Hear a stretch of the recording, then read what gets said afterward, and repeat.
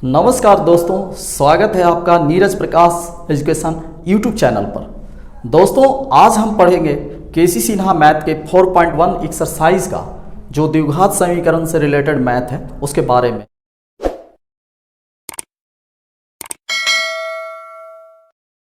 पिछली कक्षा में आपने देखा कि द्विघात समीकरण का मान कैसे निकाला जाता है, उसके मूल कैसे ज्ञात किए जा सकते हैं गुणनखंड विधि के बारे में, और श्रीधराचार्य नियम के द्वारा या द्विघात सूत्र के द्वारा उसके मूल कैसे निकाले जाते हैं उसके बारे में। तो ये सारे नियम आपने पढ़ लिए। पढ़ने के बाद अब हम आते हैं एक्सरसाइज पर। एक्सरसाइज में हम देखते हैं कि 4.1 में सबसे पहला क्वेश्चन है वो है कि इनमें द्विघात समीकरणों की पहचान करें। इनमें कौन द्विघात समीकरण है, तो इनमें कौन द्विघात समीकरण है। तो सबसे पहला क्वेश्चन है x-2 बराबर इस तरह का क्वेश्चन, x-2 x-1 और उसके बाद x-1 और x+3, x+1 है ये, x-1 और x+3, ये द्विघात समीकरण है या नहीं है। इसको जानने के लिए हम पहले क्या करते हैं, दोनों तरफ वाले पदों को गुणा कर लेते हैं। गुणा करने पर ये देखते हैं कि x से x+1 में गुणा करने पर ये हो जाता है x² + 1x, यानी x-2 से जब गुणा करते हैं तो -2x और -2 इधर वाले पदों को गुणा कीजिए x से दोनों पदों में, तो x² + 3x, -1 से जब गुणा करते हैं तो -x -3, x² से x² वाले पद कैंसिल हो जाएंगे, घट करके समाप्त हो जाएंगे। बचेगा क्या, x -2x, तो यानी घट करके ये -x बचा -2, और इधर 3x में से x को हटाएंगे तो 2x -3। अब x वाले पद को हम एक तरफ लेकर चले जाते हैं और सबको एक ही तरफ ले आते हैं, -x -2x और +3 बराबर 0, -x और -2x मिलकर के -3x, -2 और +3 घट करके 1 आ जाएगा बराबर 0। अब यहां गौर से देखिए, यह जो समीकरण प्राप्त होता है यह द्विघात समीकरण नहीं है, क्योंकि इसमें चर x का घात जो है वो 1 है, और द्विघात समीकरण में चर x का जो घात होना चाहिए वो 2 होना चाहिए, जबकि ऐसा नहीं है। तो ये पहला का जवाब हो जाएगा कि यह द्विघात समीकरण नहीं है। फिर हम दूसरे क्वेश्चन की ओर बढ़ते हैं। अब यहां पर देखते हैं इन प्रश्नों में, यहां भी ये पता करना है कि ये द्विघात समीकरण है या नहीं है। तो ये जानने के लिए इसको हम पहले सॉल्व करते हैं, आगे बढ़ाते हैं इसको। तो ये हो जाएगा x² + 3x + 1 बराबर इधर वाले पद को हम a - b के होल स्क्वायर पर तोड़ देते हैं। a - b का होल स्क्वायर बराबर a² - 2ab 2 गुना x गुना 2 -2ab प्लस b² यानी कि 2 का स्क्वायर। ये क्या होता है, x² से x² वाला पद कैंसिल, 3x + 1 बराबर 2 दूना के 4x -4x + 4, सबको हम इधर ले आते हैं।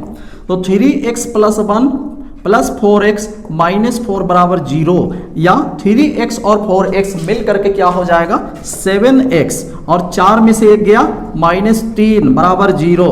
अब यहाँ पर फिर आप देख सकते हैं कि ये जो पद आ रहा है इसमें x का घात 2 नहीं है, अर्थात यह भी द्विघात समीकरण नहीं है। यहाँ भी इसका जवाब होगा कि द्विघात समीकरण ये नहीं है। फिर इस प्रश्न में जब हम बढ़ते हैं तो a + b के होल क्यूब पर पहले हम इसको तोड़ लेते हैं। a + b का होल क्यूब बराबर a³ + b³ + 3a² यानी x² और b के जगह पर 2 + 3ab², तो 3a के जगह पर x और b² यानी कि 2 का स्क्वायर बराबर इधर वाले पद को लिख लेते हैं x³ - 4।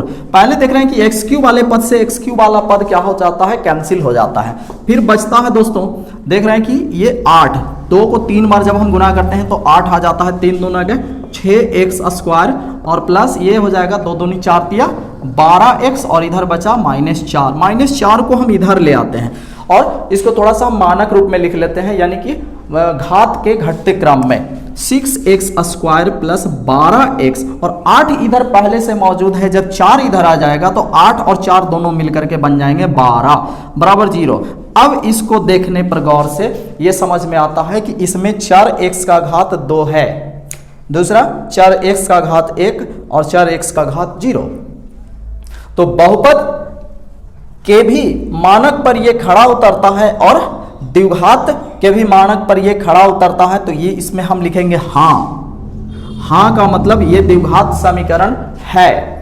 अब इसमें आते हैं तीसरे प्रश्न में। तो यहां पर हम देख रहे हैं कि ये एक्स स्क्वायर माइनस 1/x, तो इसको लिखने पर एक्स स्क्वायर माइनस ये 1/x को x पर पावर -1, 8 को इधर लाते हैं तो -8 बराबर 0 हो जाता है। सिर्फ x के घात 2 को देखने से नहीं होता है, यहां पर हम देख तो रहे हैं कि x का घात 2 है, तो सिर्फ ये घात 2 रहने से यह द्विघात समीकरण नहीं हो पाएगा, क्योंकि दूसरा जो इसमें x वाला पद है उसका घात है ऋणात्मक। लेकिन हम लोग पढ़े हैं कि द्विघात समीकरण में जो चर x का घात होना चाहिए वो अऋणात्मक होना चाहिए, तो ये ऋणात्मक हो जाने के कारण यहाँ पर भी ये द्विघात समीकरण नहीं होगा। यहाँ पर हम कह सकते हैं कि द्विघात समीकरण नहीं है। फिर अगले प्रश्न की ओर बढ़ते हैं। दोस्तों हम देखते हैं अब अगले प्रश्न को। यहाँ पर है कि एक प्रश्न दिया हुआ है और इस प्रश्न को द्विघातीय समीकरण के रूप में लाना है। दिया हुआ है जॉन और जीवंती के पास कुल मिलाकर 45 कंचे हैं, 45 कंचे, तो दोनों मिलाकर जब 45 कंचे हैं तो एक का हम मान लेंगे। माना कि जॉन के पास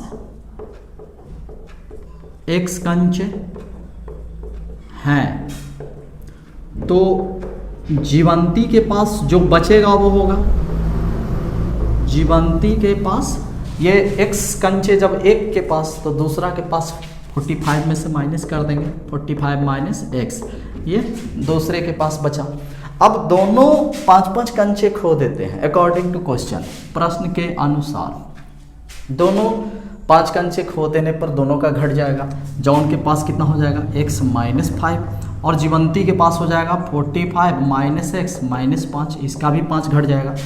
दोनों का 5 घटाने के बाद 5 कंचे खो जाने के बाद गुणनफल जो है वो 124 हो जाता है, 124 हो जाता है। यहाँ पर लिख देंगे 124। या अब क्या करते हैं, हम इन दोनों को गुना करते हैं, गुणनफल निकालते हैं। जब गुना निकालेंगे, पहले एक लाइन और इसको हम लिख लें, x माइनस 5, 45 में से 5 गया तो 40 माइनस x बराबर 124। या x से दोनों पदों को गुना करिए, 40x minus x square minus 40 बचे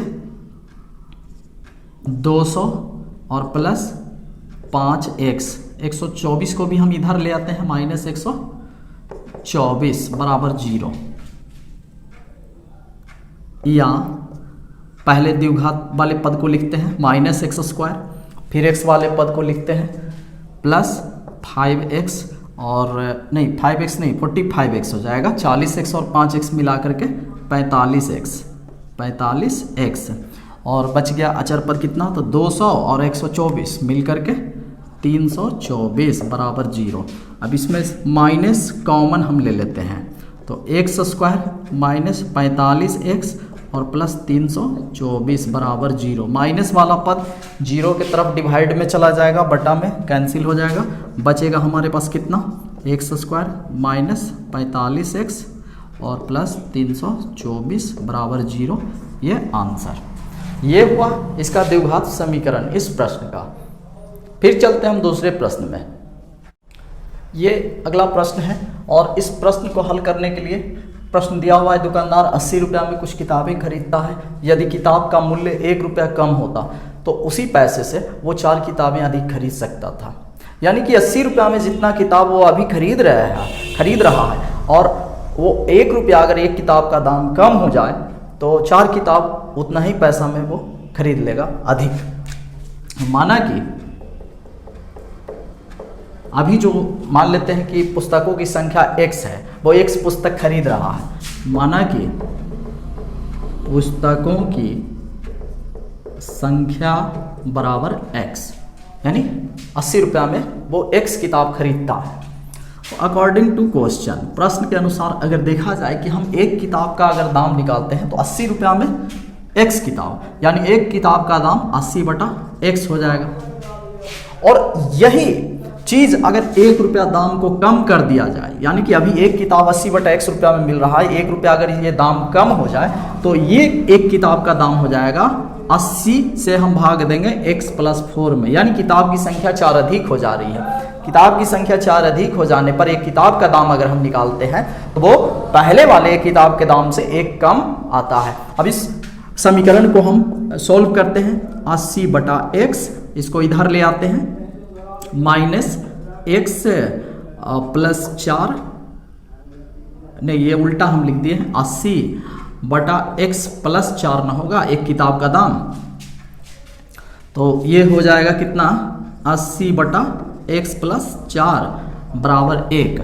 हम इसका एलसीएम ले लें, x × x +4, तो x से x कट रहा है, x +4 से हम 80 को गुना कर देंगे, 80x + 320 माइनस, इसमें देख रहे हैं कि हर x +4 से x +4 कैंसिल हो रहा है, x बच रहा है, x से गुना कर देंगे तो ये हो जाएगा कितना, 80x बराबर 1, या 80x से 80x कैंसिल, बचा 320 और बराबर 1 से हम क्रॉस मल्टीप्लाई करते हैं तो ये बन जाएगा x² + 4x। अब 320 को भी हम उधर लेकर के चले जाते हैं, x² + 4x और माइनस 320 बराबर 0। ये समीकरण हमारा प्राप्त होता है इस प्रश्न के लिए। फिर हम अगले प्रश्न की ओर बढ़ते हैं। दोस्तों हम अगले प्रश्न की ओर जब बढ़ते हैं तो यहाँ पर दिया हुआ है कि दो धनात्मक पूर्णांक के वर्गों का योग कितना है, 117 है। दो धनात्मक संख्याएं हैं यानी कि प्लस में, तो उनके वर्गों का योग 117 है। और एक क्लू दिया हुआ है हिंट यहाँ पर कि छोटी संख्या का वर्ग जो है बड़ी संख्या के 4 गुने के बराबर है। तो हम यहाँ पर मान लेंगे कि माना कि बड़ी संख्या